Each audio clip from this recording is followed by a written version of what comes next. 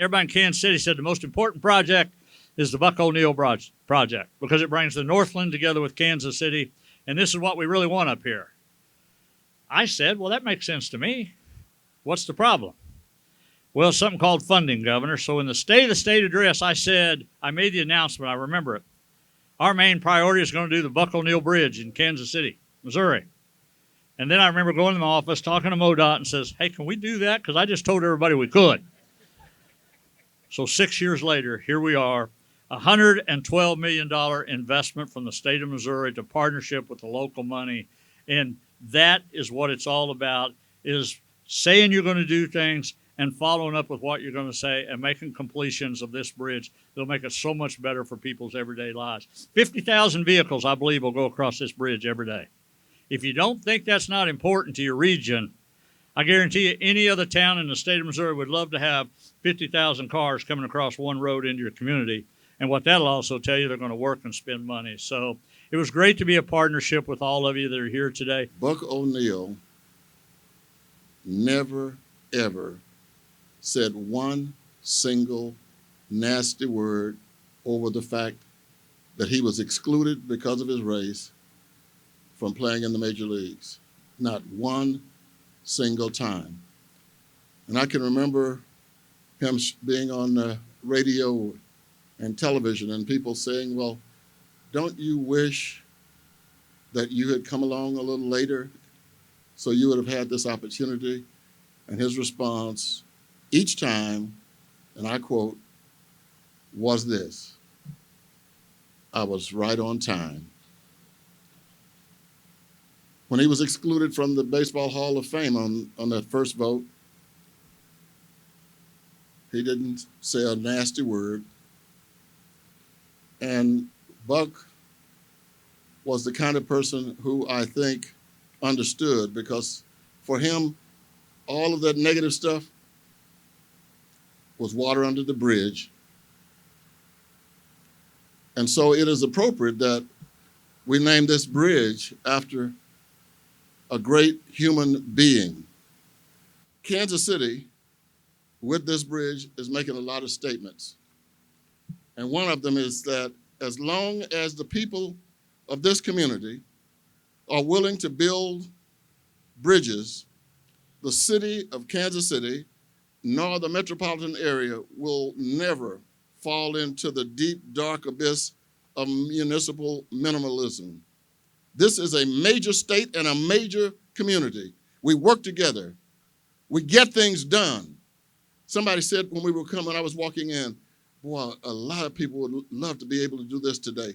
That is right. Every city in the United States would like to be right here doing what we're doing. And if you're from this municipal area, you ought to feel good about yourself. You are a resident of this community, and this is one of the most significant communities, as far as I'm concerned, in this country. Not just because we win football games and baseball games. We're good because we win on days like this. Let me introduce you to the mayor of Kansas City, Quentin Lucas. Well, so thank you, Congressman Cleaver. Let's give the congressman another round of applause. Myself, the governor, and the congressman have shared the stage a number of times over the years, and the governor and I are very used to this. You follow Congressman Cleaver, and it's always a bit of pressure, but it's always a joy and a treat working with you.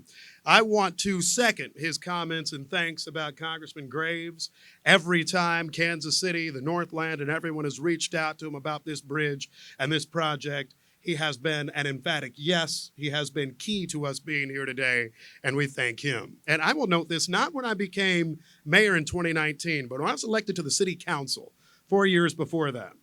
The Northland Regional Chamber pulled me into a meeting, and I was elected at large, but out of the east side of Kansas City. And they said, you need to make this one of your priorities like it's one of our priorities. And they pushed it and worked it with us as it worked through our own city council, other communities, through Mark. Thank you to everyone in the Northland Chamber who has been a vital part of this project. I appreciate you. I see you. And so if someone can feel recognized, our former Mayor Pro Tem, Scott Wagner, and Clay County Commissioner, please stand and be recognized on behalf of everyone who worked with this. So Mr. Erdman noted the contribution of Kansas City taxpayers, and we were proud to be part of it. Back in 2017, as we worked on the general obligation bonds, and we went out to everyone and said, we have some really important projects that we need to address for the future of Kansas City in every part of Kansas City. Mayor Pro Tem Wagner, Mayor James, a selection of others, the then city manager, Troy Schulte, said we need to make sure that it is a project, or pardon me, a bond, where we're not just voting on our own projects in our own districts, but instead something that could unite a city. Well, today we get to celebrate that great uniting of Kansas City. I'm proud of so many of you, those who built this project, those who will keep this bridge maintained, and more than anything, everyone who is preserving the legacy of Buck O'Neill. You can know that this system is part of a strategy that connects us all across the region. And that was the essential purpose we had to hang on to, was keeping the connections between north and downtown healthy, and also to points farther south. And what happened during the study, as it came to a conclusion, it was clear that we needed to do something different in this location. And about the same time, the dynamics of this bridge became increasingly urgent, and we had to figure out a way to replace it fast without disrupting traffic across the river to the extent possible. And that's where the region pulled together. It was at that moment, it was a galvanizing moment when cities and counties, when the Northland Chamber, the Downtown Council, the Greater Kansas City Chamber, public and private leaders came together in an extraordinary way and made a decision. All of the cities across the region, not all of them, but a whole lot of them across the region, made a decision to pause their access to federal funds for 4 years. For 4 years, they stood on the sidelines and made this project a priority. And that's what I call civic teamwork. That's what this project is about. It is about all the folks on this stage who did an incredible job and did their part, all the men and women who are here who built this bridge, and all of you who played an essential role. So I think we can thank ourselves for pulling together in an act of civic teamwork that is going to serve this town for a whole long time. If you were going to pick a place to build a bridge, it was the most difficult place to do it. This is the place. We have an active airport that takes the airspace over us. We have an active river that flows under it. We have some of the major rail lines across the country that are going under it. And oh, by the way, we're moving 50,000 cars a day as we're trying to build the bridge. So you couldn't have found a more difficult place to actually build a bridge. But this team persevered, did a lot of great work together to get to where we are today. Oh, and by the way, when we started drilling some holes in the ground, we found a bunch of artifacts from times gone by, and you can see the displays in the back of those things we found. So, and also remember that when we started this, there was that little thing called COVID. But that never stopped this project. It continued to progress and really on schedule, and we are thrilled to be here today to talk about opening this bridge so the public can use it. So with all the challenges, I'm happy to say we are completing this project on time and on budget, and it's a testament to the men and women out here in the crowd that have got that job done. I want to go back to 1938, when Buck O'Neill made his way here to Kansas City to play for the great Kansas City Monarchs. And it's only fitting that as we celebrate the 100th anniversary of the Monarchs winning the very first Negro Leagues World Series, becoming this great city's first major professional sports team champion of any kind in 1924, that our Kansas City Royals are back in the playoffs. And again, how majestic would it be if they made a run and win another World Series for that 100th anniversary, and of course, the same year that we opened up a bridge for Buck, who was the consummate bridge builder. If anyone deserved a bridge, it would be Buck O'Neill. Buck O'Neill bridged people unlike anyone I've ever seen in my life. He bridged black and white, young and old, men and women in ways in which it left us all somewhat spellbound by his consideration, generosity, and ability to see the good in every single human being. I met Buck O'Neil for the very first time in 1993.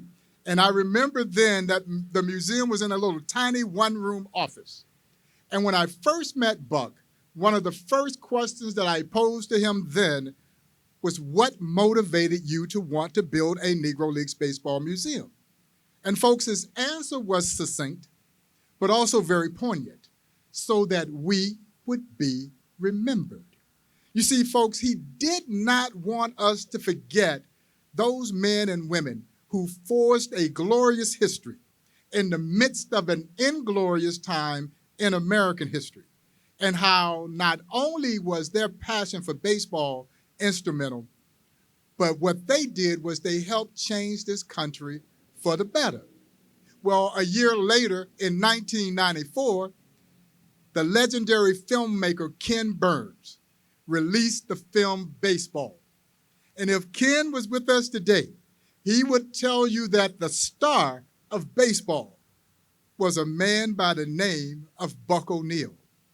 And y'all, America fell in love with this charming, gentle man who was telling wonderful baseball stories to baseball fans that they had not heard before. And he was doing it with a twinkle in his eye and a smile that lit up the screen, and America fell in love with Buck. He was 82 years old at that time, and I'll never forget that the headline in the Kansas City Star said that a star is born at 82. And the good Lord blessed him to live for another 12 years, where he was out there preaching the gospel of the Negro Leagues and the virtues of his museum to any and everyone who would listen. I just happened to be hanging from the hem of his garment. And now I get to preach the gospel of the Negro Leagues and the virtues of Buck's Museum to any and everyone who will listen. And as I stand here proudly today with this bridge that will connect north and south, a new artery that will eventually take people over to Buck O'Neil's new house, a brand new Negro Leagues baseball museum that we're building. And when I come knocking on y'all's door, don't run, because we're doing this for Buck. And again, if anyone deserves a bridge, it is Buck O'Neil. And as you can tell by this beautiful day, the spirit of Buck O'Neil still resides in overwhelming fashion in this community, and certainly at his Negro Leagues Baseball Museum. So again, on behalf of all of us at the Negro Leagues Baseball Museum, and I will never forget this as long as my mother would say that I'm in my natural mind. When Congressman Cleaver eulogized Buck at the Municipal Auditorium, he said something that stuck with me. He says, as long as we remember Buck, he will never die. And as we remember him, the 50,000 plus who will cross over his bridge, Buck O'Neil is very much alive and well. And thank you to all of you who are helping keep his legacy alive. Thank you so much.